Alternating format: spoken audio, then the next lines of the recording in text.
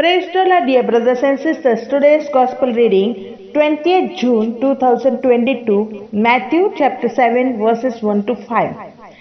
Monday of the 12th week in ordinary time. Stop judging that you may not be judged. A reading from the book of Matthew chapter 7, verses 1 to 5. Jesus said to his disciples, "Stop judging that you may not be judged. For as you judge, so you will be judged, and the measure with which you measure will be measured out to you. Why do you notice the splinter in your brother's eye, but do not perceive the wooden beam in your own eye? How can you say to your brother, 'Let me remove the splinter from your eye,' while the wooden beam is in your eye? You hypocrite! Remove the wooden beam from your eye first, then you will see clearly to remove the splinter from your brother's eyes." This is the word of the Lord. Thanks to be God. Today's reflections. How do you wish to be judged by others? Stop judging that you may not be judged, for as you judge, so you will be judged, and the measure with which you measure will be measured out to you. Matthew chapter 7, verses 1 and 2. Being judgmental can be a difficult thing to shake. Once someone falls into the habit of regularly thinking and speaking in a harsh and critical way, it's very difficult for them to change. In fact, once someone starts down the road of being critical and judgmental, chances are that they will continue down that road, becoming more critical and more judgmental. This is one of the reasons Jesus addresses this tendency in such a strong way. After the passage about Jesus states, "You hypocrite, remove the wooden beam from your eye first."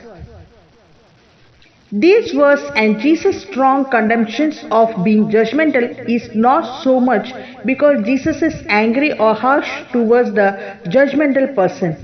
Rather, he wants to redirect them from the road they are heading down and help to free them of this heavy burden. So an important question to ponder is this: is Jesus talking to me? Do I struggle with being judgmental? If the answer is yes, fear not and do not get discouraged. Seeing this tendency and admitting it is very important and is the first step toward the virtue which is opposite of being judgmental. The virtue is mercy, and mercy is one of the most important virtues we can have today.